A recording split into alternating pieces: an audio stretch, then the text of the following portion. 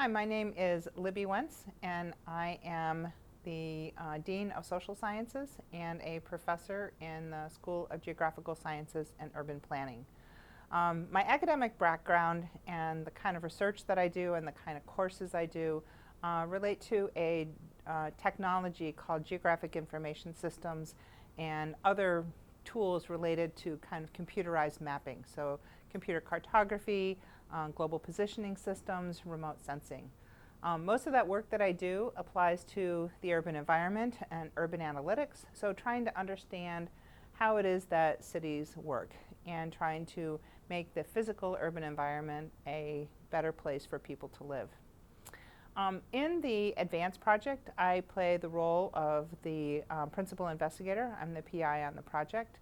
But what that role does for the project is that it's an important middle kind of position, because what that means is that I have a very strong pathway and strong line to the upper administration. I work with the provost and the president on a regular basis, so I can really keep them informed in terms of what's happening with the advanced project.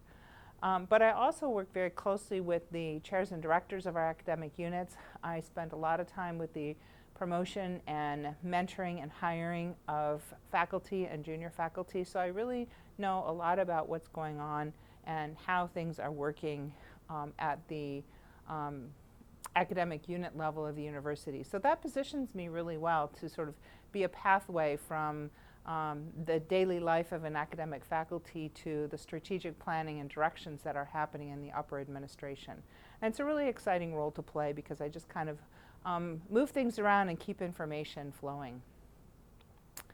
I'm really excited to be a part of strengthening equity at ASU. And if somebody had asked me in my younger years what I felt about equity, I would have not actually had much to say about it. I never felt that I was disadvantaged in any way. I didn't feel that being a female had anything to do with my success or not success. I just felt that it was all on me and all my own responsibility.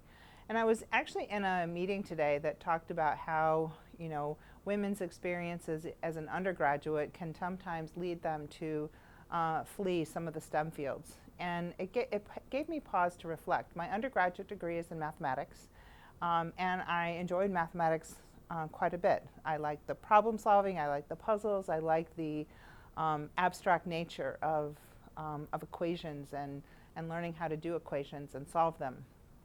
And I really struggled as an undergraduate to understand, well, what can I do with an undergraduate degree in mathematics? And nobody could ever really give me a very good answer. It was like, well, as a woman, you might want to become a math teacher. And I just didn't want that as a career outcome.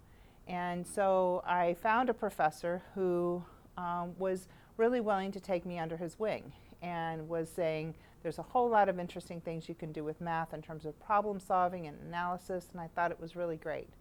And then he started asking me out, and then he started stalking me at my apartment, and he started doing all sorts of kind of creepy things that I didn't really like. And so I fled mathematics, and I went to a discipline, geography, that had a far greater number of women in it, and I felt much more comfortable. I'm very satisfied with my career path. I'm really happy with geography because I love maps and I still use my math skills to this day. But I feel like I'm one of those cases that I didn't even realize what was happening to me at the time and how it actually influenced my outcome. So while I wouldn't have been so conscious of it and I wasn't aware of it at the time, it really is, I think there was sort of always an underlying passion of mine to be part of strengthening equity at ASU.